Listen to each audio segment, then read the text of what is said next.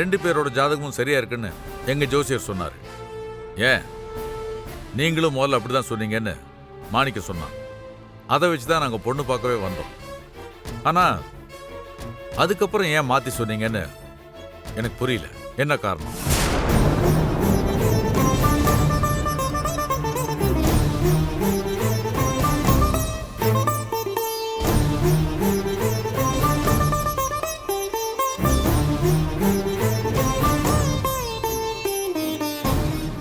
ஐயா, இது எல்லாத்தையும் தாண்டி நீங்க தான் அவர் ஜோசியம் சொல்லி கொடுத்த குருன்னு சொல்றாரு. அப்போ நீங்க சொல்லி கொடுத்ததை வச்சுதான் அவர் ஜாதகத்தையே கணிச்சிருப்பாரு. அப்ப 2 பேரும் கணிக்கிற ஜாதகம் ஒரே மாதிரி தானே இருக்கணும். ஏன் வேற வேற மாதிரி இருக்கு?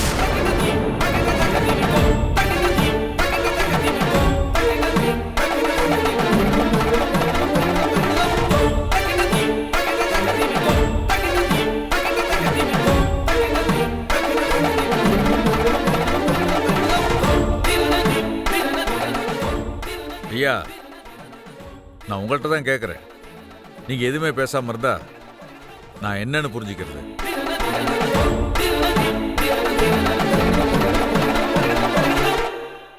நாராயணா, உனக்கு ஜோசியத்தில் இருக்கிற எல்லா நுணுக்கங்களும் அதோட சாஸ்திரங்களும் நல்லா தெரியுமா? நிச்சயமா தெரியுங்க ஐயா. நீங்க தானே எனக்கு சொல்லி கொடுத்தீங்க. குருவா நான் சொல்லி கொடுத்ததை தாண்டி ஜோசியத்துல கத்துக்க வேண்டியது நிறைய சாஸ்திரங்கள் இருக்கு. அது உனக்கு தெரியும் தானே? ஆமா தெரியுங்க ஐயா. 2 ஜாதகத்தையும் கணிச்சு சொல்ற அளவுக்கு பெரிய நுணுக்கங்கள் எதுவும் தேவைப்படலைங்க ஐயா. நாராயணா, ஒரு ஆணும் பொண்ணும் கல்யாணம் பண்ணிக்கிறதுக்கு நட்சத்திர பொருத்தம் 10 பொருத்தம் மட்டும் சிறப்பா இருக்கிறத விட ஜாதக பொருத்தத்தை 12 பாவக அமைப்புமே ரொம்ப வலிமையா இருக்கணும். அப்படித்தானே? ஆமாங்க ஐயா. அத கணிச்சப்பதான் தாரதோஷம் இருக்குன்னு தெரிஞ்சது. அதுக்கு பரிகாரம்னு பார்த்தா பையன் பொண்ணுக்கு தாலி கட்டுறதுக்கு முன்னாடி வாழை மரத்துக்கு தாலி கட்டினா அதுவும் நீங்கிடுமே. வேற என்ன அதுல இருக்கு? நாராயணா, தார தோஷத்துல வாழை மரத்துல தாலி கட்டினா அந்த தோஷம் நீங்கும் தான். ஆனா அதுவே 2 பேரோட ஜாதகத்திலையும் இப்ப இருக்கிற இந்த தோஷங்கிற பாபசாமியும் எவ்வளவு சதவீதத்துல இருக்குன்னு கணக்கு போட்டு தான் முடிவு பண்ணணும். ஐயா, நீங்க சொல்றது சரிதான். நீங்க சொல்லி கொடுத்த சூட்சும முறைப்படிதான் நான் பார்த்த அந்த பொண்ணுக்கும் பையனுக்கும் தோஷம் சரிக்கு சமமா இருக்கே. சரிக்கு சமமா இருக்கிற தோஷத்துக்கு கண்டிப்பா பரிகாரத்தை செஞ்சுட்டு ஒன்னா சேர்க்கலான்னு நீங்க தானே சொல்லி கொடுத்துருக்கீங்க.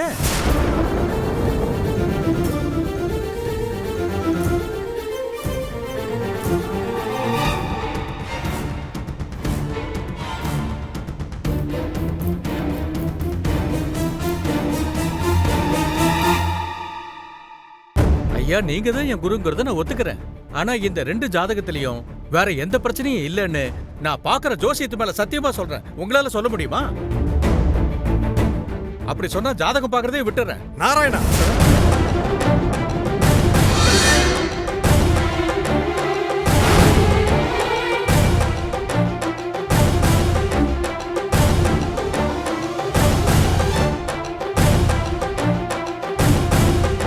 ஐயா, எங்களை மன்னிச்சிருங்க. எனக்கு இந்த டயத்துல ஒரு முக்கியமான பிரார்த்தனை இருக்கு. அதை முடிச்சுட்டு வந்து பேசிக்கலாமே?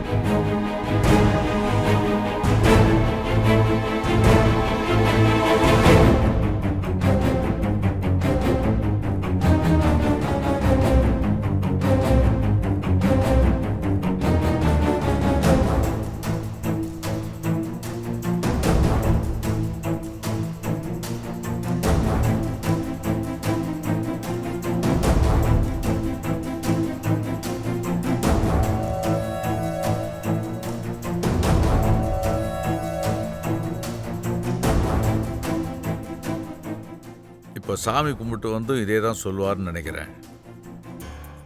அதையே சொன்னாருன்னா அவர் பேச்சில் உண்மை இருக்குன்னு அர்த்தம். இல்ல மாட்டிக்கிட்டோன்னு வந்து மறுபடியும் மாத்தி பேசினார்னா இன்னைக்கு கண்டுபிடிச்சிடலாம். இதுக்கு பின்னால வேற யாராவது இருக்காங்களா இல்லையா?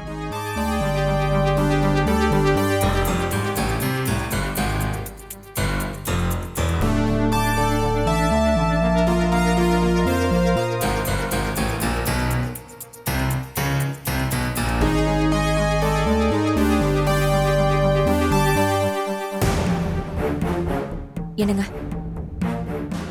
பிரார்த்தனைய நேரத்துக்கு பண்ணாதான் எனக்கு சந்தோஷம். இப்ப பிரார்த்தனையை முடிச்சிட்டேன். நாராயணா, நீ சொல்றத பார்த்தா நியாயமா தான் இருக்கு. அதே நேரம் என்னுடைய கணிப்பம் சரியா தான் இருக்கு.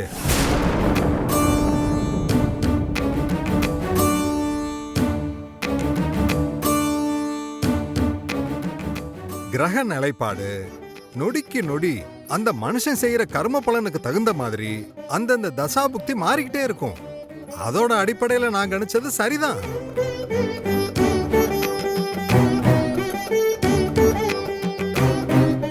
நாராயணா, நான் பொண்ணு வீட்டு பக்கம் இருந்து பாக்குறேன். இவ்வளவு பிரச்சனையோட இந்த கல்யாணம் நடக்குமான்னு நான் யோசிக்கிறேன். நீ பையன் சைடுல இருந்து யோசிக்கிற, இவ்வளவுதான். இதுல நான் சொல்றது சத்தியமா இல்ல நீ சொல்றது சத்தியமான்னு சண்டை போடுறதை விட இதுக்கான பதில கடவுள்கிட்ட விட்டுருவோம்.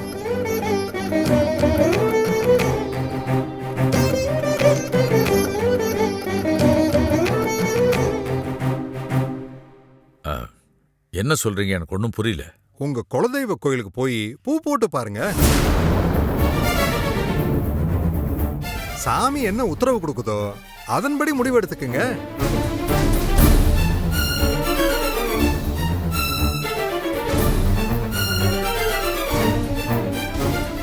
என்னப்பா நாராயணா, கடவுள் முடிவை விட ஓ முடிவு பெருசுன்னு நினைக்கிறியா? இல்லைங்கய்யா, நீங்க தான் என் குருவே. குரு சொன்னா கண்டிப்பா சரியா தான் இருக்கும். என்னையா நீங்க ஒரு நல்ல முடிவா சொல்லுவீங்கன்னு பார்த்தா நீங்க இப்படி சொல்லிட்டீங்க. ஆமா, என் பின்னாடி யாரோ இருக்காங்கன்னு சந்தேகப்படுற நீங்க கடவுள் என்ன சொல்றாரோ அதை ஏத்துக்குங்க.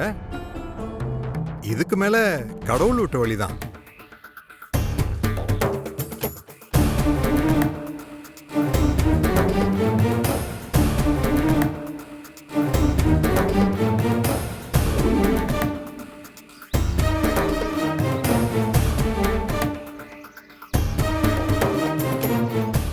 என்ன மாணிக்கம், ஜோசியர் இப்படி சொல்லிட்டாரு. இங்க வந்தா குழப்பம் தீரும்னு பார்த்தா இன்னும் கன்ஃபியூஷன் அதிகமாயிருச்சு. அதுதான் எனக்கும் புரியல ராஜாராம். இதுல குழப்பம் அடையறதுக்கு என்னங்க இருக்கு? அதான் ஜோசியரே சொல்லிட்டாரே 2 ஜாதகத்துக்கும் ஒத்து வரலன்னு. அப்போ அவர் சொல்ற மாதிரி இந்த கல்யாணத்தை நடத்தாம இருக்கிறது தான் நல்லதுன்னு எனக்கு தோணுது. இல்ல பொண்ணே, எனக்கு இன்னும் குழப்பம் தீரலையே. என்னங்க இப்படி சொல்றீங்க? நீங்க தானே சொன்னீங்க இங்க வந்து இந்த ஜோசியர் கிட்ட கேட்டா எல்லா குழப்பமும் தீந்துரும்னு. இவ்வளவு தூரம் அவர் சொன்னதுக்கு அப்புறமும் அதே மாதிரி சொல்லிக்கிட்டு இருந்தா என்னங்க அர்த்தம்? ஆமா, நான் தான் சொன்னேன். அவங்க எதுவும் முடிவா சொல்லவே இல்லையே. அவரு ஒரு மாதிரி சொல்றாரு, நம்ம ஜோசியர் இன்னும் பொறுத்த இருக்குன்னு தானே சொல்றாரு. அண்ணன் சொல்றதா கரெக்ட். இதுல யார் சொல்றதை ஏத்துக்கிறது யார் சொல்றதை விடுறதுன்னு ஒண்ணுமே புரிய மாட்டேங்குது. என்னங்க, ஜோசியக்காரர் கடைசியா ஒண்ணு சொன்னார்ல, அதுதான் எனக்கும் தோணுது. இவ்ளோ தடங்கள் இருக்குன்னு சொல்றாங்க. இதுக்கப்புறமும் இந்த கல்யாணம் நடக்கணுமா? பொண்ணே, அவங்க சொன்னதெல்லாம் விடு. இனிமே நாம தான் முடிவு எடுக்கணும். மாணிக்கம், தங்கச்சிமா, நீங்க என்ன சொல்றீங்க? நம்ம மனசுப்படி நம்ம முடிவு எடுத்துக்கலாமா? அம்மா, நீ என்ன நினைக்கிறன்னு சொல்லு, அதுபடியே பண்ணிடலாம். இங்க பாரு மாணிக்கம், நான் ஏற்கனவே சொன்னதுதான். எனக்கு இந்த ஜாதகம், ஜோசியம், நேரம், காலம் இதெல்லாம் நம்பிக்கை கிடையாது. நீ இப்ப சரின்னு சொல்லு, அடுத்த செகண்டே கல்யாணத்துக்கு உண்டான எல்லா ஏற்பாடும் பண்ணிடலாம். ஏங்க எதுக்கு அவசரப்படுறீங்க? அதான் சம்மந்தி யோசிக்கிறாங்கல்ல, அவங்க யோசிச்சு ஒரு முடிவுக்கு வரட்டும். சரிம்மா, உன் வார்த்தை எனக்கு முக்கியம்.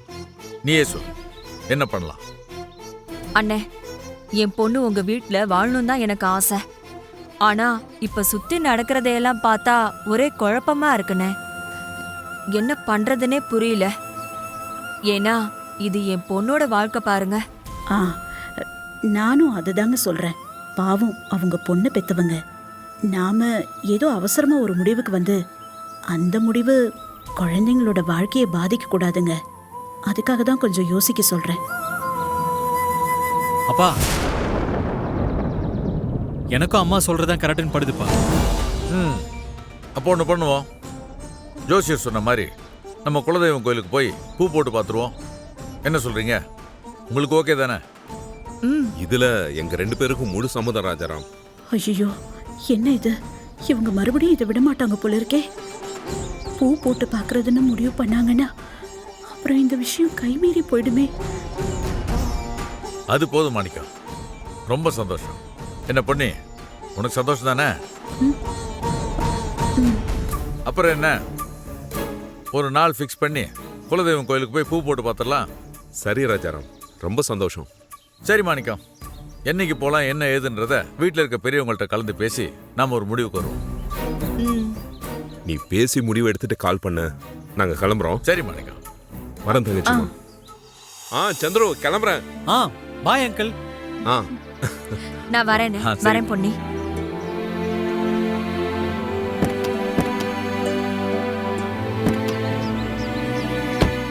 வா பண்ணி.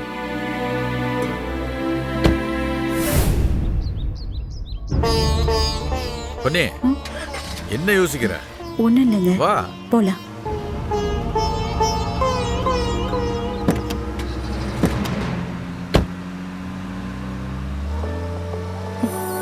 பாப்பா, நீ ஒன்றும் கவலைப்படாத. இப்பதான் எல்லாம் சரியா நடந்துட்டு இருக்கு. சூர்யாவுக்கு பார்த்த பொண்ணோட ஜாதகம் செட் ஆகலன்னு சொல்லிட்டாங்க. சூர்யா என்ன பண்றதுன்னு தெரியாம முழிச்சிட்டு இருக்கான். உன் அப்பா கொஞ்சம் கொஞ்சமா நம்ம வழிக்கு வந்துருவாரு. உன் அப்பாவுக்கு பொண்ணு பார்க்கறது நின்னதுனால இப்போ அம்மா ரொம்ப சந்தோஷமா இருக்கேன்.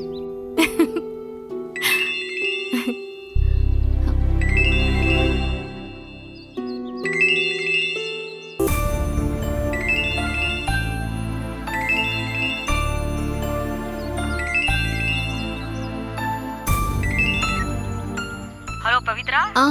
சொல்லுங்கக்கா, எப்படி இருக்கீங்க? நான் நல்லா இருக்கேன் பவித்ரா, நீ எப்படி இருக்க? நல்லா இருக்கேன்க்கா. பவித்ரா எங்க இருக்க நீ? கொஞ்ச நாளா உன்னை பார்க்கவே முடியல.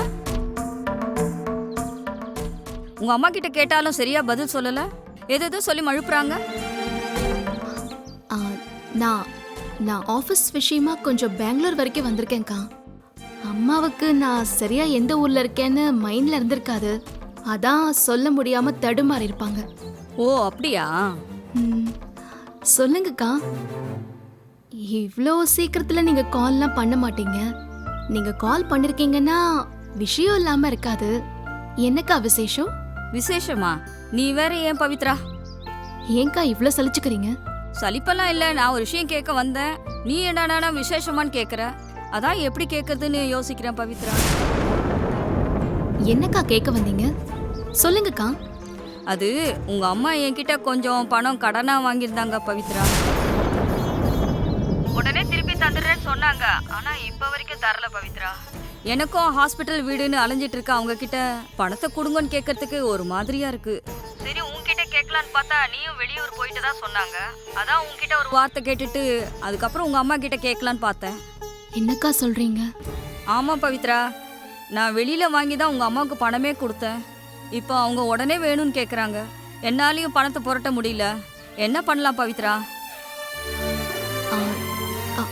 நீங்க அம்மா கிட்ட பணத்தை கேட்க வேண்டாம். நானே அந்த பணத்தை ரெடி பண்ணி கொடுத்துறேன்க்கா. எவ்வளோக்கா தரணும்? 50,000 தரணும் பவித்ரா. கொஞ்சம் பெரிய அமௌண்ட்டா இருக்கிறதுனால தான் என்னாலையும் சமாளிக்க முடியல. தப்பா நினைச்சுக்காத பவித்ரா. இன்னைக்கும் நாளைக்குள்ள பணம் கிடைச்சா ரொம்ப நல்லா இருக்கும். சரிக்கா. சரி, நான் பார்த்துக்கிறேன். நீங்கள் அக்கௌண்ட் நம்பரை அனுப்புங்க, நான் பணத்தை போட்டு விடுறேன். அம்மா கிட்ட இதை பற்றி எதுவும் சொல்லாதீங்கக்கா. சரி பவித்ரா, நான் உங்கள் அம்மா கிட்ட எதுவும் சொல்லலை. ஆனால் நீ முடிஞ்ச அளவுக்கு கொஞ்சம் சீக்கிரமாக பணம் போட்டு விட்டுட்டீன்னா நல்லா இருக்கும். கண்டிப்பாக இன்னைக்கு நான் பணம் போட்டு விடுறேன்க்கா. ஆனால் நீங்கள் அம்மா கிட்ட மட்டும் எதுவும் கேட்டுறாதீங்க. சரிம்மா, நான் ஃபோனை வச்சிடுறேன். சரிக்கா.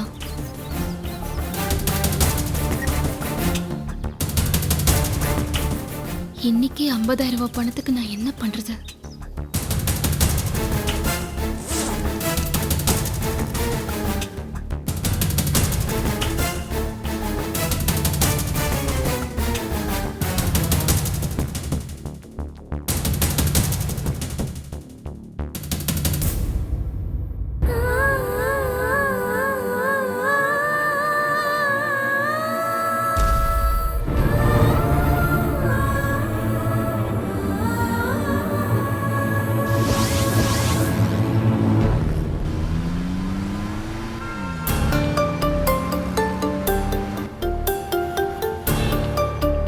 ஏங்க, இந்த கல்யாணம் கண்டிப்பா நடந்தே ஆகணுமா? உனக்கு என்னாச்சு பொண்ணு? ஏன் இப்படிலாம் பேசுற?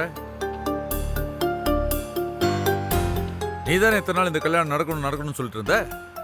நீ சொன்னதுனால நான் எல்லா ஏற்பாடும் பண்ணேன். இப்போ இப்படி பேசினா என்ன அர்த்தம்? இல்ல, நான் தான் சொன்னேன். ஆனா இவ்ளோ தடங்கள் பிரச்சனைலாம் வரும்னு எனக்கு தெரியுமா என்ன? இவ்ளோ குழப்பத்தோட இந்த கல்யாணம் நடக்கணுமா? நமக்கும் முழு மனசா இல்லாம அவங்களுக்கும் முழு மனசா இல்லாம இந்த கல்யாணத்தை கண்டிப்பா நடத்தியே ஆகணுங்கிறதுக்காக நடத்துற மாதிரி இருக்கு. யாருக்கு முழு மனசு இல்லாமல் இந்த கல்யாணம் நடக்கும்னு சொல்ற? நம்ம இந்த கல்யாணத்தை எப்படியா நடத்தி பார்க்கணும்னு நினைக்கிறோம். அதே மாதிரி சம்பந்தி அம்மாவும் இப்போ கூட இந்த கல்யாணத்தை பண்ண தயாரா இருக்கும்னு சொல்றாங்க. அப்புறம் என்னதான் பிரச்சனை உனக்கு?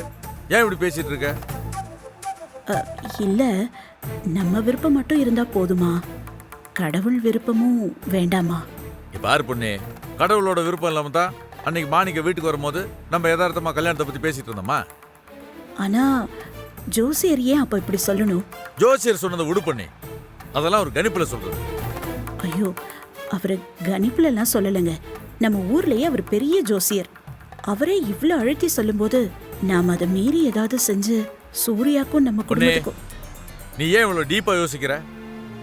அந்த ஜோசியர் சொன்னதை மட்டுமே நம்பி இவ்வளவு நல்ல சம்பந்தத்தை விட சொல்றியா?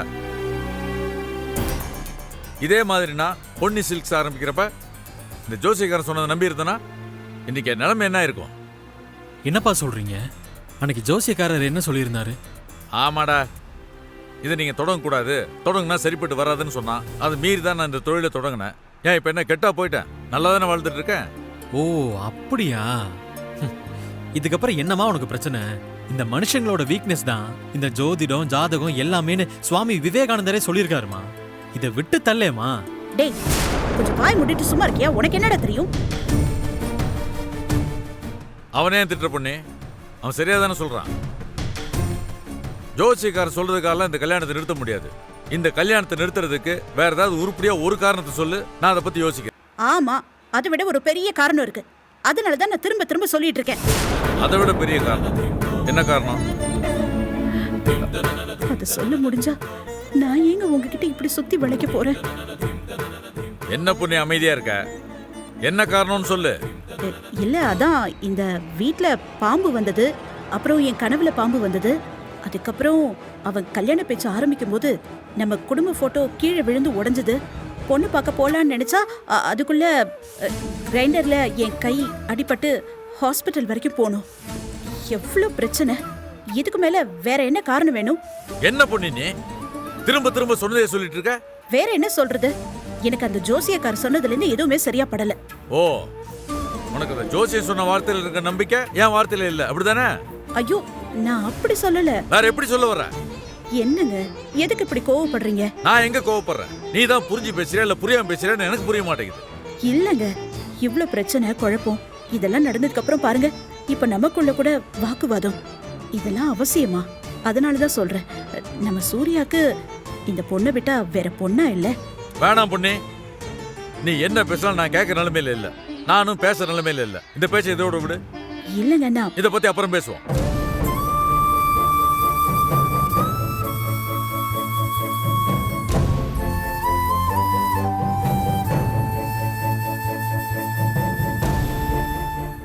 கடவுளே, இவருக்கு எப்படி சொல்லி நான் புரிய வைப்பேன்?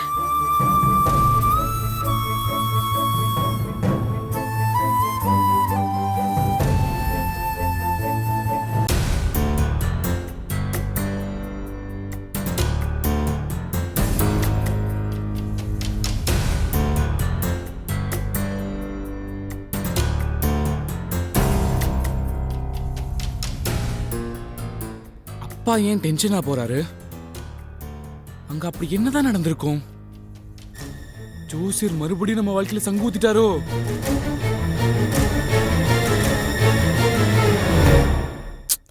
அம்மா நீ எதுவும் நினைக்காதம்மா. அவர் இந்த வீடையும் ஆஃபீஸும் நினைச்சிட்டு இருக்காரு.